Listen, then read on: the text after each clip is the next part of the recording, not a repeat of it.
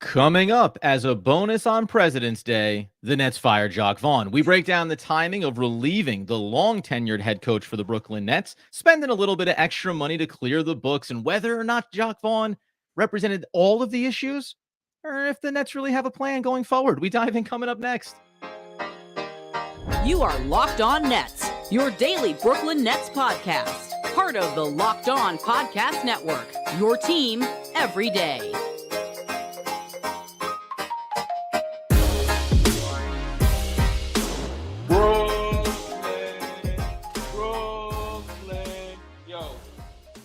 Yes, my friends, it is the Locked On Nets podcast right here on the Locked On Podcast Network. It's your team, the Brooklyn Nets, every single day. Over there is Doug Norrie. I'm Adam Armbrecht. We thank you, as always, for making us your first listen of the day. We're 100% free on all those great platforms and live on YouTube, Doug, for the breaking news, as we all anticipated, the Monday after the All-Star weekend, right when all the coaches get fired, Jacque Vaughn relieved by the Brooklyn Nets.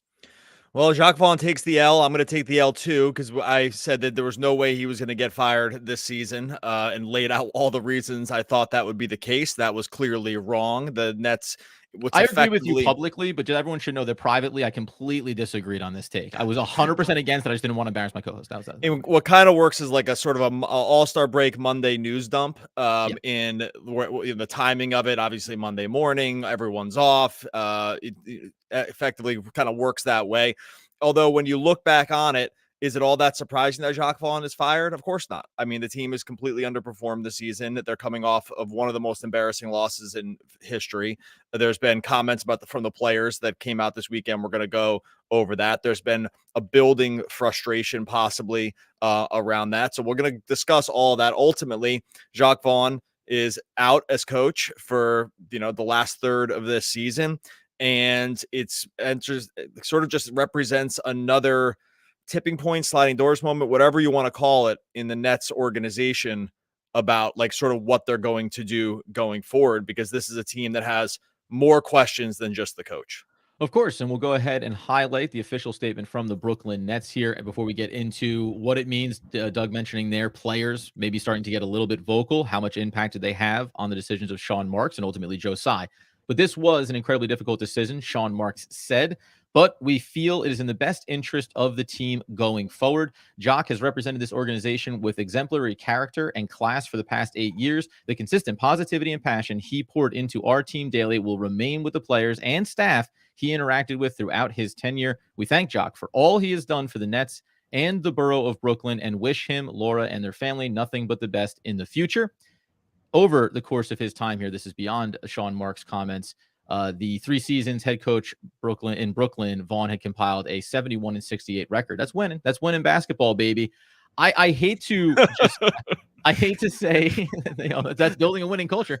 I hate to say that because we are never pro players getting traded or dumping on players and their minutes and their performances or coaches getting fired. But your impact on the organization and all of these are always such fluff pieces after he had a horrible season and he had and you could argue that he didn't have a great 27 games a year ago either. And a lot of times you never anticipate this from a GM or from an organization, but you wouldn't hate it if they came out and said, honestly, we probably should have gone a different direction this offseason. We probably should have made a decision sooner around this particular role. And we didn't. And it's a failing on our part, but it's in the best interest for everybody that we move on now, right? There's never an acknowledgement of your culpability in the head coach that you put in place that has struggled mightily all year long. Well, you're saying from the Sean Marks angle, from the organizational, yes. Yeah. So, okay. So I will, there's so many different angles to take this in terms of when the coach is fired. And this is something that we're going to probably end up dissecting more over the course of the week, right? Like this represents something like the real-time reaction. He's been fired within the last hour, essentially, and trying to sort of make pieces. All these things tend to work themselves out. Jump in real quick here, just because I didn't put this in the clarification when I read that statement. The top of it was the Brooklyn Nets have relieved Jacque Vaughn as their head coach of his head coaching duties. An interim head coach will be named in the near future. Go on. Right. So we don't even know who the interim coach is going to be. And we had sort of made some guesses in the past where they would go, but the fact that they didn't name someone right away lends itself to some more questions. And by the time this episode's over, they may have named one, right? This is sometimes the problem of doing things in real time, although like getting quick reactions is also pretty important when it's something this big. You mentioned Jacque Vaughn's record as the coach. If you add in his playoff record, he's a losing coach. He's 0-8 in the playoffs as the Nets coach. So if you want to just chuck those in there. But like you said, this season has been significantly below expectations. And I actually thought Vaughn's job was pretty safe going into this year, no matter what, based on the contract extension that they signed him to really quickly when he was first hired, right? He's under the Nets are now going to be paying 2 coaches plus an interim because Steve Nash is still on the books. I thought that Vaughn's job from that perspective was pretty safe because the team was in a gap year, like the expectations, maybe it's just like, hey, can we make the playoffs? And maybe that's going to be good enough, or the playing game, and that's going to be good enough. It's really a testament to how bad the season has gone that they even got to this place, right? Like, because I think that like in terms of having a pretty long leash around performance, the performance expectations were already so low, right? All things considered, that you would have thought that Vaughn probably had some staying power, even if the record was 500 or less or whatever. But following that loss to Boston, following some of the player comments, following some of his comments, frankly, which I felt a lot of times lacked the inner look to say like we may have done some things wrong, like kind of seemed to blame external factors a lot. Like coming off that loss to Boston, he had an interesting quote that said a lot of these guys haven't played together, and he said Dennis Schroeder and Cam Johnson hadn't played together. Well, they played like a minute and a half together all game, right? Like, so just and by the way, every team deals with this. Every team deals with new players. The Grizzlies, like basically the night later, a team that had never played together beat the Bucks. You can't use these excuses that guys hadn't played together as an excuse for underperformance. And I think there was a continued lack of just, like I said, inner reflection or outward reflection around his own performance that was beginning to really ring hollow, right? Like, it's like, how can you have these records? How can you have this defense? How can this offense look like this? How can things look like this and not have it be some coaching? So I think there was like a little bit of writing on the wall just from his own comments too. And I wonder if as much as anything, like that became the straw that broke the camel's back, because I think he was a guy that I think it had to go really bad to get fired. It's a testament to how bad it was going that he actually got fired. Well, and this was the other part of it too, before we start to move into what it means going forward, having some names maybe to speculate about who could replace him ultimately. But it also, to me, to you mentioned the point there. It's like this team is still, comically in the play-in tournament discussion. But the fact that it never really looked like, and we've mentioned the injuries throughout the season, right? It messes up some timing and the rhythm, but it never looked like from a system standpoint that there was improvements. That's, I think, the biggest problem with Coach Vaughn over this season. It's that, hey, listen, wins and losses are going to happen, but it never felt like fundamentally you were getting the players. Remember, going back to last season, it was Cam Johnson that said, well, we're all coming in from all different systems. We're trying to learn new terminology, new language. It's going to take time. Okay, 27 games, entire offseason, entire training camp, and all of what is it, up to 50 plus games now across the course of this season. It still didn't look like you had figured it out. Now, you can speculate whether or not there's buy-in from the players or not, but at a certain point, you have to look at the staff and say, come on, like if you can instill this, and then you come out with comments of, I think the players are learning a lot here. I think they're taking away a lot. There was some separation there from Jacque Vaughn in terms of we're putting in the right principles, and it's just a matter of the players getting up to speed on it. That seemed to ring a little bit hollow as well. Coming up here in a second, let's just further this discussion. What does it mean for the Brooklyn Nets going forward over this season? And we will reflect on the timing of this and how it does pave the way for someone, interim or otherwise, to maybe have a soft landing spot from a schedule standpoint. We'll get into that coming up here in just 1 second. All right, before we get to that, tell you about our friends over at Grammarly. Look, no matter what kind of work you're doing out there, sending emails, doing reports, doing presentations, you have to make sure that your fact checking and frankly, your grammar checking, your spell checking is absolutely up to point. Just a little piece of what Grammarly is going to offer you. You're talking to one of the hardcore Grammarly users out here, folks. Had a premium account for years now, use it every single day. Looked at an email my wife was sending the other day for her business, and she didn't have Grammarly installed, which I was shocked that instantly installed it. It found so many little changes that she could make, from spelling to grammar to just cleaning up the overall like sort of tone of the email. This is just a little bit, a fraction of what Grammarly can do to you. 96% of Grammarly users report that Grammarly helps them craft more impactful writing. It works across 500,000 apps and websites. I'm no math major, but that's a lot. Understanding your writing, it's going to understand your context. It's going to provide relevant and personalized suggestions. It's just going to make your writing, it's just going to make your presentation, it's going to make those reports better across the board. 93% of professionals are using Grammarly Premium. Just report that it's just helping them get work done better, make a bigger impact at work with Grammarly. Sign up and download for free at grammarly.com/podcast. That's Grammarly, GRAMMARLY.com/podcast. Easier said, done. And as we continue, what is the live update? Obviously, over on YouTube as well. We always appreciate everybody coming in. Another little reminder to go over to wegotnets.com, where you can pick up a free ebook when you sign up with your email. It's 5 stories in 5 days from the history of this organization. Guess what? 2.0 is probably coming down the pike, and it could be the Jacque Vaughn reflecting on his tenure as the Nets head coach and what it meant for this team. You also get alerts around new content we're creating there, and there's a forum where you can go ahead and send us a message. Give us your takes. Ask your questions about this team. Really excited for what we're doing over on wegotnets.com. Sign up for your free ebook today. Okay, timing-wise, Doug, we said now it's funny. You acknowledged your perspective was it was going to be in the offseason. And while tongue-in-cheek at the top, when you laid out the reasons why, I liked it. I think it made sense. Like, why rock the boat for a team that is not necessarily going to win a lot of basketball games? But when you play competitive and you come back the first game against Boston, and you say, hey, okay, that's something to hang your hat on, and then get totally dumpstered, and it's followed up by the comments by Mikal Bridges, it all of a sudden, as soon as it gets announced this morning, you go, yeah, I could see it, because we now do have a track record here throughout the season as well. There's more than a handful of games where it felt like this team just didn't show up. Yeah. And once you've lost the locker room, we know in professional sports that is the death nail, because there is no coming back from that. And it's almost surprising, maybe if we think back now, that Jacque Vaughn survived several of these games from this team.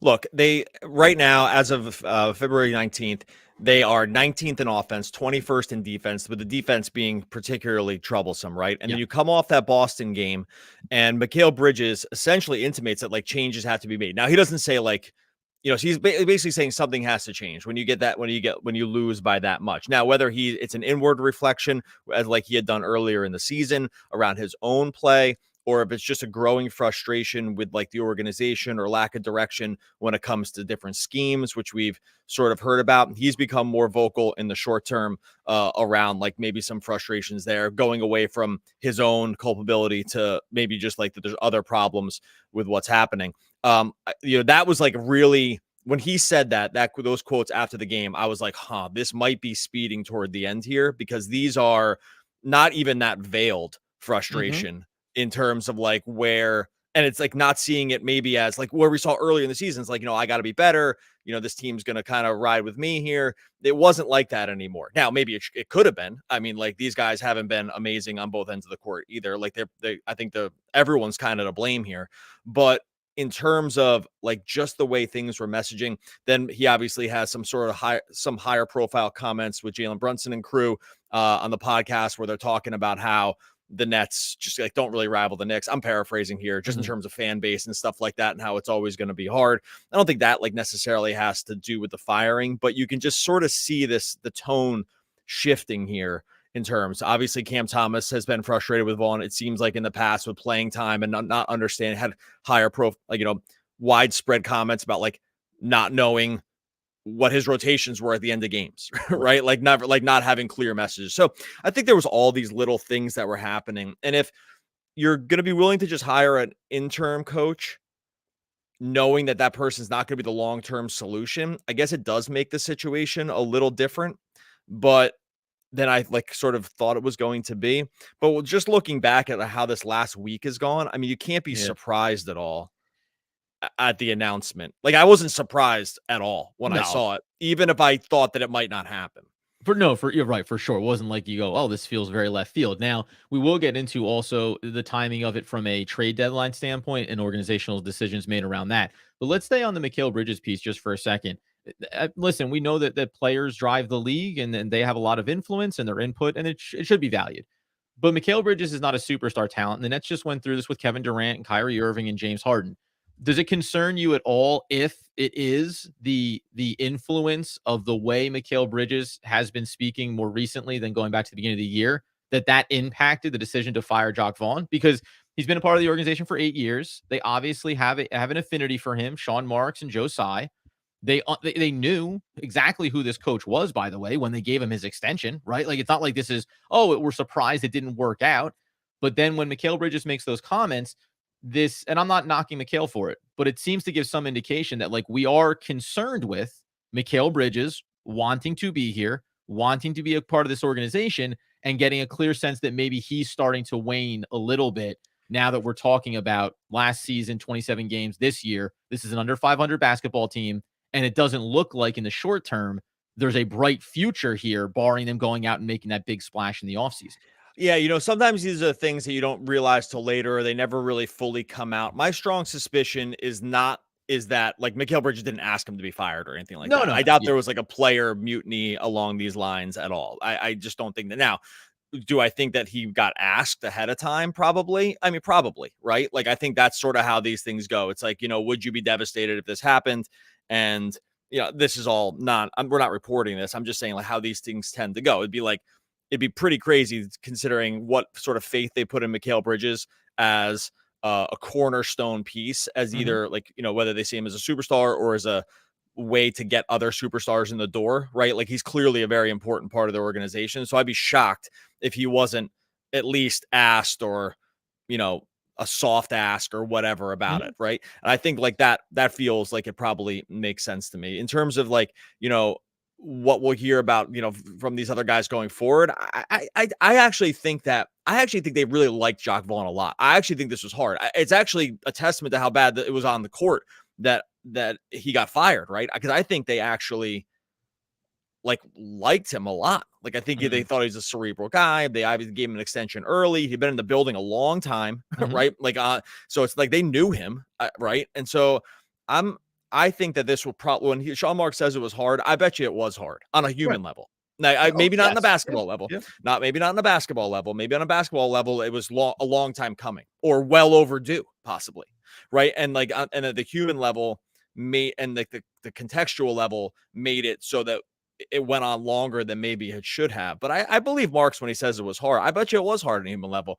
And I frankly, my guess is like that's why it took till February 19th and not earlier in the season or something like that.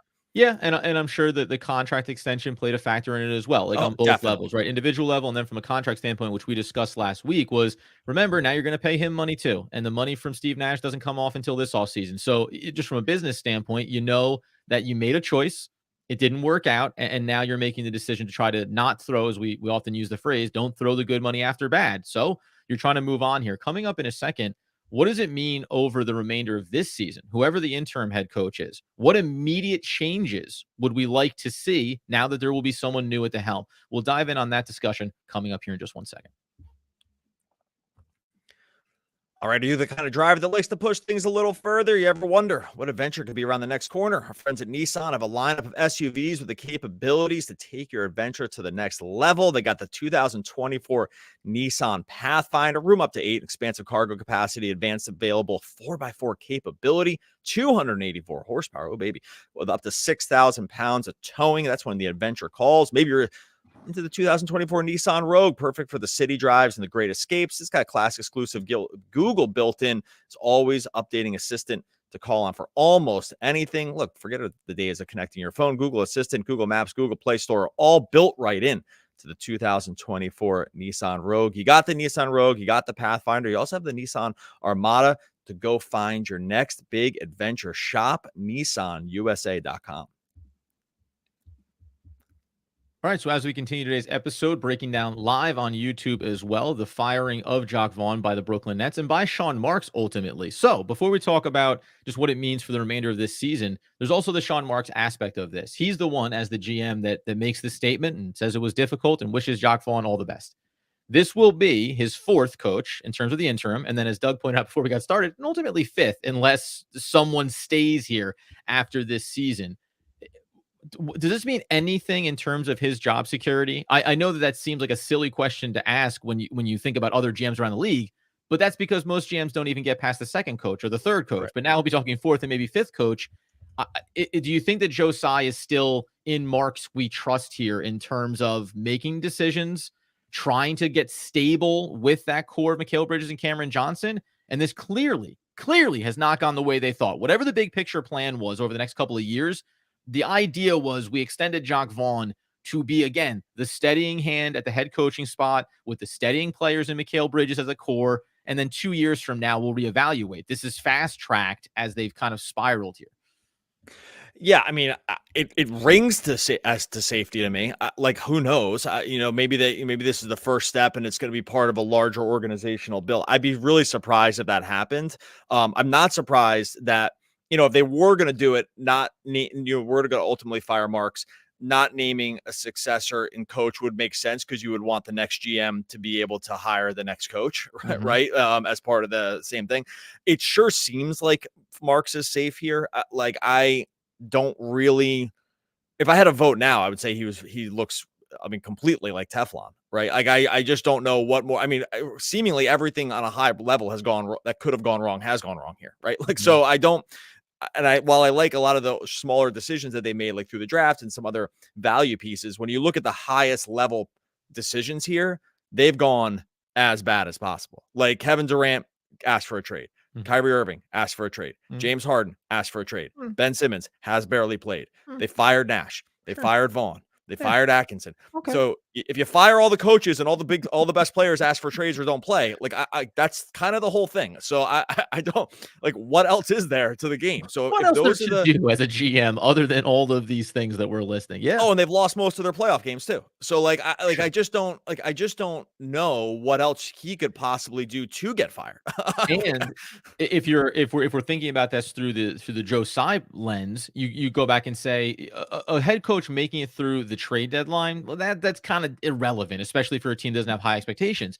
A GM going into a trade deadline and coming out the other side, that does matter because in theory, and by the way, organizationally, which Sean Marks is a part of this, but they've always seemed to be a half step behind the process, right, in terms of their decision making. But if you were Joe Tsai and there was some world where you were, I'm sure, having conversation with Sean Marks, maybe Vaughn is going to be on the outs here, and if Tsai is thinking maybe you're going to be on the outs here, well, you would at least think that there's a moment where he has that private discussion for himself, because I can fire a GM and bring in a new GM and let them get the ball rolling at the current deadline, whether that's clearing everybody out, making high-level decisions about Mikal Bridges, Cameron Johnson. Now, it's not typical, but it does extend this timeline now, where Sean Marks, he made some of the key decisions. We can reflect on the fact that it's veteran guys, expiring contracts, so any GM probably would have made those moves.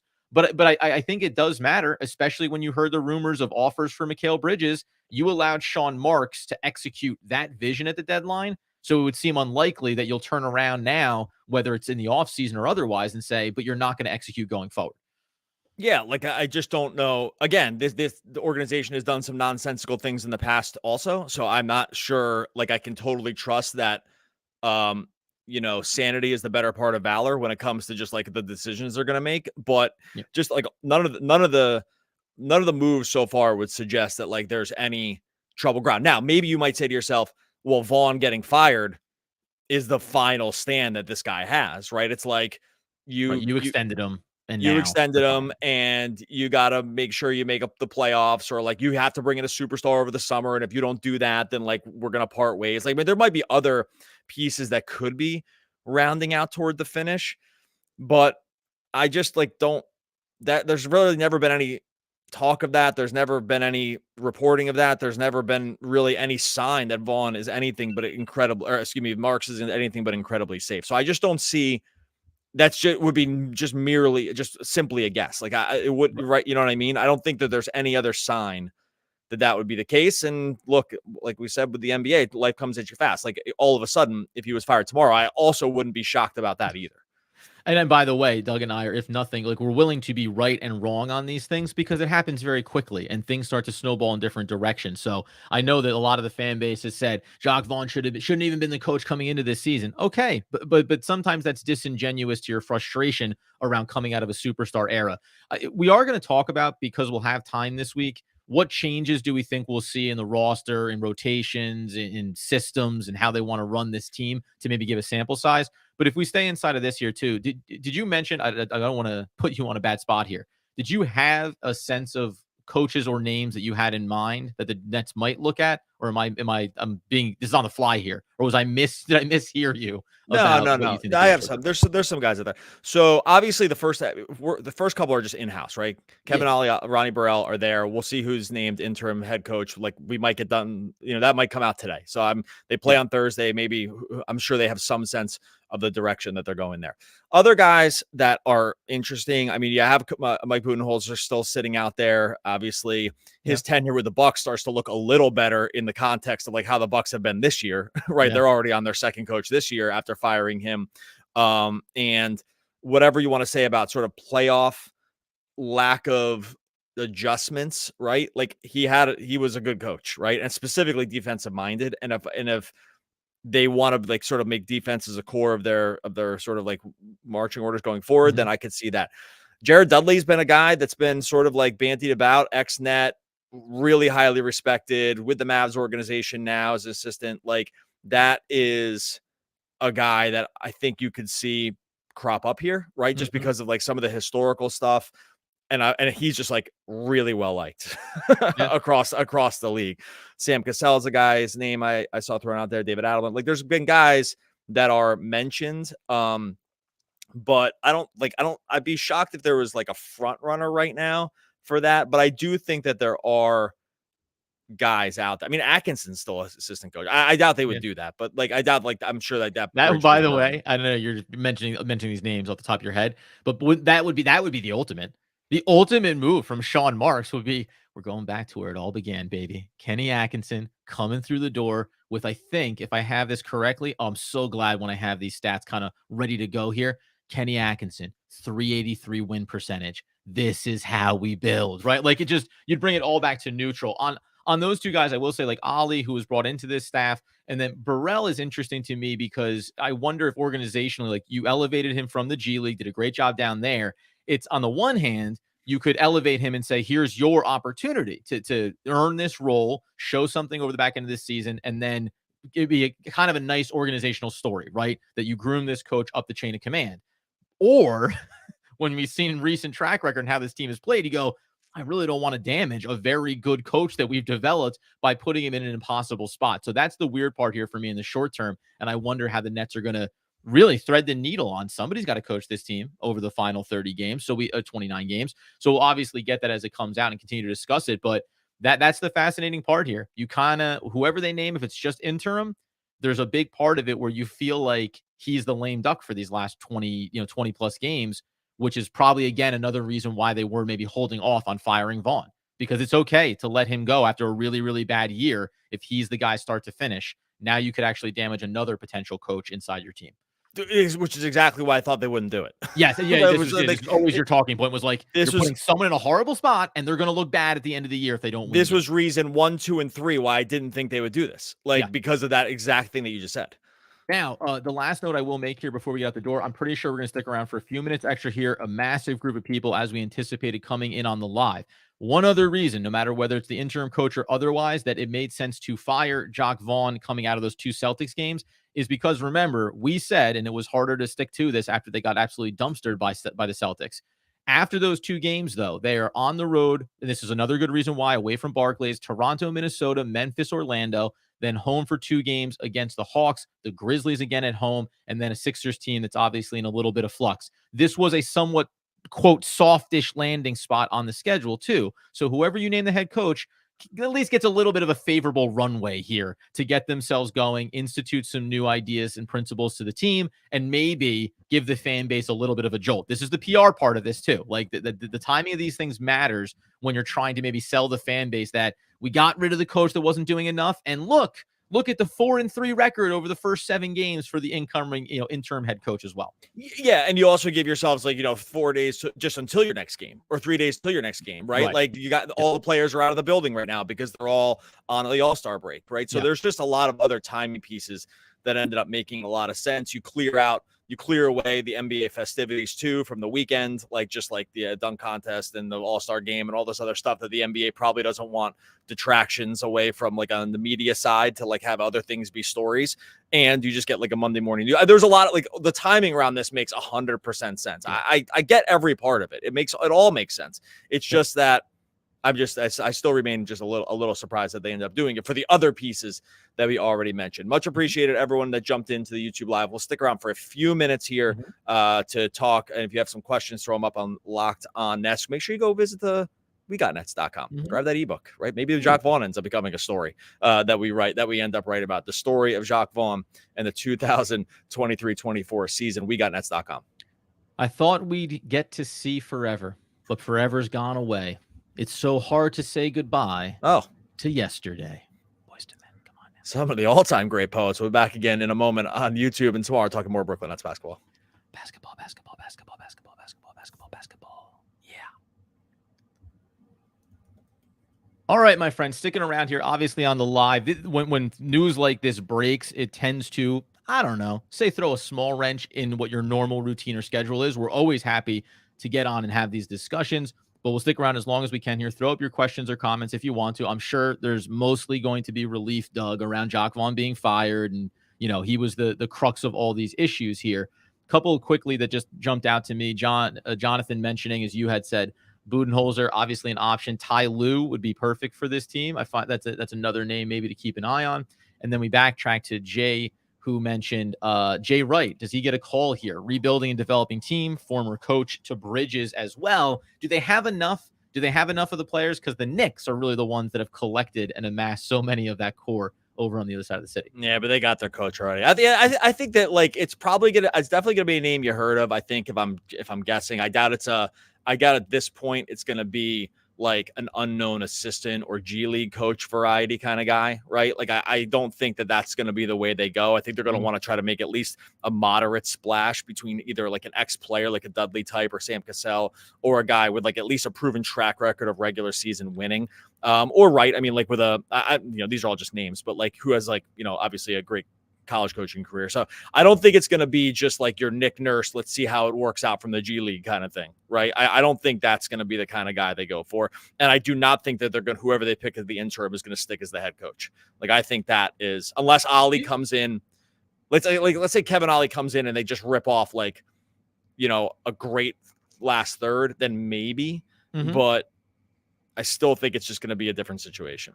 Well, and again, too, it's if you want it to be Ollie or you want it to be Burrell, we said, again, after these Celtics games, we thought that they could be an above 500 team. Now, when you get dumpstered that bad, it takes some of the shine off of it. But I could look at it and say there's a winning record to be had here over the remainder of the season. So maybe you put somebody into that position to be successful there as well. I want to ask you something, throw up any other ones that you had as well. But I did want to ask you, because you just mentioned there, bring in someone established.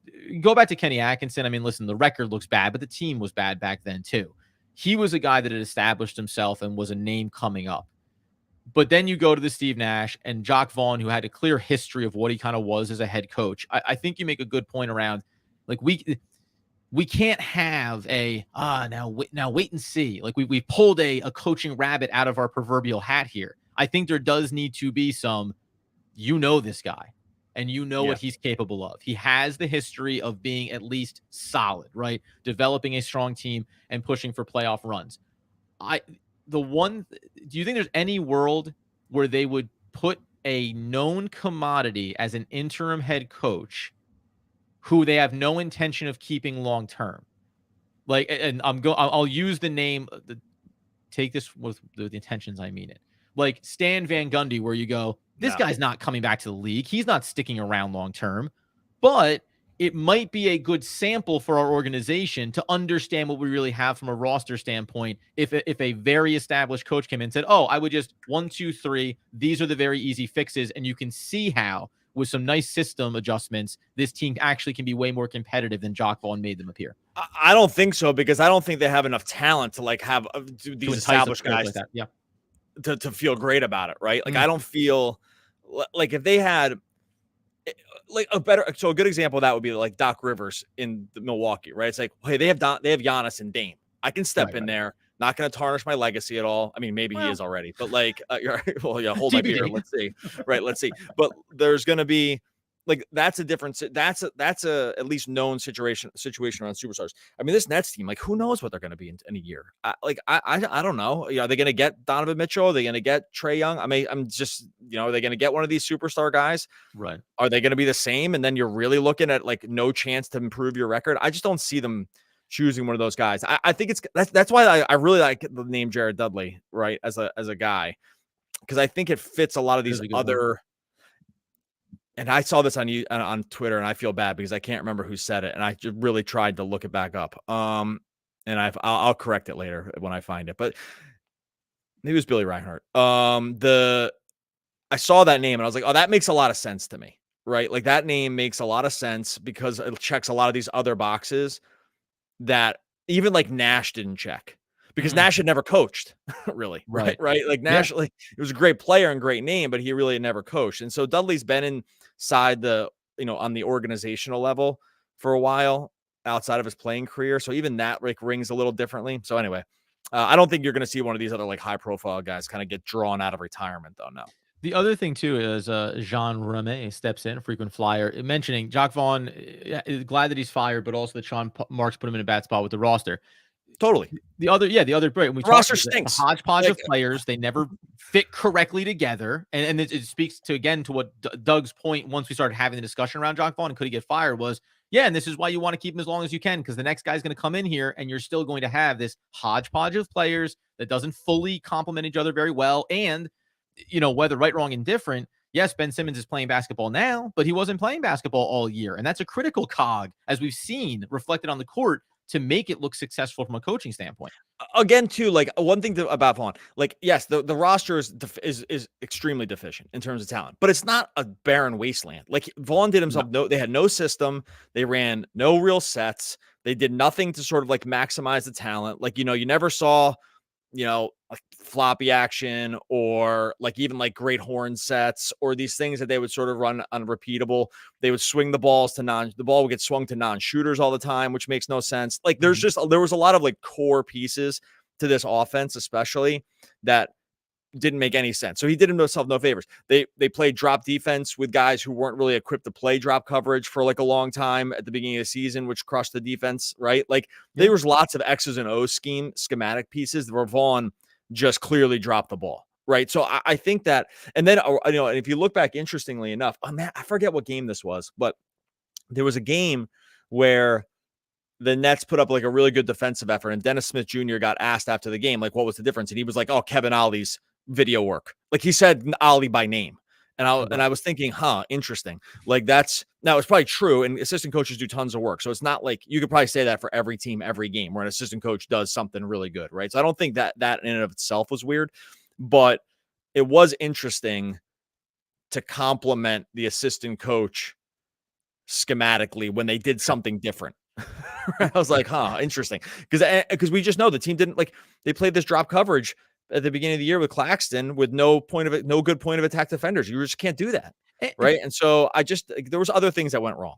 And to that point too, it's like, I don't think players don't always necessarily have a sense of that, in this case, Vaughn, that what he's doing is wrong or bad, right? It's succeeding or failing, but it is then the contrast of the different thing, right? Like, we don't know what could work better until we see it and it feels like it works better. So you mentioned Ollie instituting something that maybe benefits them. Also, just as a note, Weaver on this, hired to this coaching staff as well. He had coached in Australia as the head coach, also France, played with the G League for the Nets as well, coach of the year down there too. So you have, you have options inside of this building right now, which does feel the most likely. Who it ends up being will be interesting. And what happens to the rest of this coaching staff? Like, is this a staff comprised by Sean Marks under Jacque Vaughn? Did Jacque Vaughn have any input or influence on this? Because remember, they flushed out a lot of coaches from the 27 games last year and then reconstructed it, but they maintained a lot of guys from inside their pipeline. Yeah, I think it's mostly organizational. I mean, Ronnie Burrell came from the G League, right? So like, Yeah. I think that these were like mostly organizational hires. Yeah, I don't know. That one's hard to know. I think we're gonna have a lot more clarity on this by Thursday. I think I mean, obviously they have a game, but I think we'll kind of like, I think more will come out in terms of like what the plan is. Go ahead. No, I just feel like since we're gonna wind this one down, we have a lot of fun. It's gonna be hard to peel us away from 300 plus people being in this room. But I really want to make sure I get up for Doug because he's a big fan of this candidate. Thinks he deserves his shot. And this I'm not knocking you, Greg. Here's why I know he won't be the coach. I won't even say. I won't even give my own opinion about this. This guy's name comes up every time there's been an opening, which has been 100, 50 over the last, ever since he stopped coaching the Warriors. Yeah. And they went on to win all their championships, basically, right? So his name has come up with every single hire, and he's never made it even close to the finish line. So I forget even my opinion on this.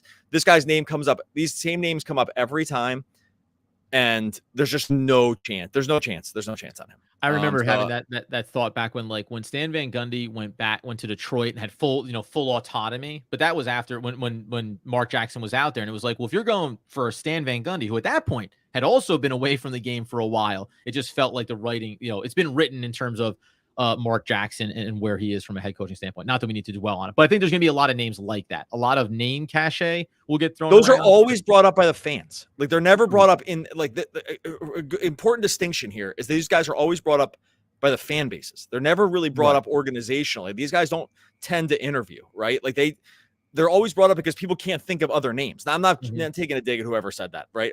This happens every time. So it's not just that. It's that the fans bring this up because you're hard pressed to draw on a huge list of names that you can think of that don't coach anymore. Most of them either still coach or are retired, right? Or they were so bad that you would never even, it's like, oh, why is no one considering David Blatt, right? It's like, because he stunk. Right. Right. Or Boyle from, Jim Boyle from the Bulls, because he was the worst head coach in the history isn't Steve of the Nash NBA. coming up in these kind of coaching cycles? Well, exactly. So it's like you have this very short list of guys who kind of walked out not totally at the bottom, or they're not just ancient, like Mike D'Antoni, who's 80 something years old, right? Who's just not like, so I get why the same names always come up, but it's really just fans drumming them up. I don't think there's ever like real legitimate interest in these guys.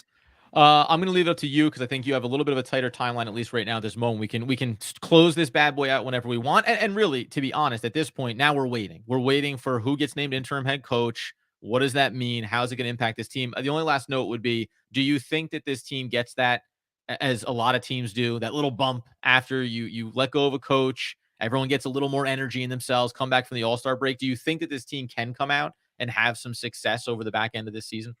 My guess is you see some kind of sort of like initial spark of new guy, maybe some new rotations are coming, right? Like there's maybe playing time. We'll talk about that, right? Rotations, minutes. Like I think there's going to be a shift there for sure. Maybe playing time isn't going to be what it was before, right? Where some guys seem like sort of locked into roles and others, and so I think you'll see some a decent amount of energy come out with like under a new name, especially like if guys just had totally checked out on Vaughn, then how could the energy not be higher? But I think we'll just have a better sense of that in the coming days. I doubt you're going to see too much negative stuff written about Vaughn, though. I think that they don't want. I think sometimes you see these sort of hit pieces that come out after the fact around just to sort of make the organization look better. I think this one was just like so obvious that I don't think they even need to do that. And I think on the human level, they probably don't want to do anything too dirty. So that's my guess around that. It's just it's just obvious sort of why I got fired. You're right. Listen, 72. Come on, you're just starting. Is he really? I thought he was closer to 80. I would go Larry Brown personally. I think that's a good option there as well. Listen, obviously we'll be covering this all this week. The Nets don't play again until Thursday night, as we mentioned. So roster rotations, minutes. Obviously, when new head coach, interim or otherwise, gets mentioned here, if it is in house, then it at least opens the door for beyond this season as well. So it does make it a showcase over the end of this, as opposed to running out the clock. We'll cover that. We'll cover projections for the rest of the season. And there is one other discussion here that I think we'll have this week before we get back to games. Did they make mistakes at the trade deadline? Ultimately, if you end up firing your coach and you're in a lot of ways waving the white flag on the old season here, did you not go as far as you should have? Dorian Finney-Smith, other decisions that you could have made there. So we'll probably break that down as well. All right, feel bad. I overshot Mike D'Antoni's age. He is 72. So my fault. But he looks older though. He moves and talks and looks like a much older man. Yeah, you got it. Yeah, 75 seconds or less or whatever. Okay, we're going to get out of here. Much appreciate everyone that jumped in. Always hard to break it with so many folks in, but we're going to have tons of content coming at you all this week with this move and sort of what the Nets are going to look like going forward. In the meantime, make sure, since you're in here, subscribe over to Locked On Nets. You're already here, so just go and subscribe to Locked On Nets YouTube. Yeah. Make sure you hit that like button and go visit WeGotNets.com. Grab a copy of that free ebook. You better believe it. No quote. In all honesty, sorry that Jacque Vaughn ends up losing his job. Maybe he deserved it, but we are not a podcast that revels in the loss of jobs or minutes or roles or anything else. So we see who comes out next. I am one of the all-time great poets. We'll be back again tomorrow talking more Brooklyn Nets basketball. Basketball. Self-accolades. Basketball.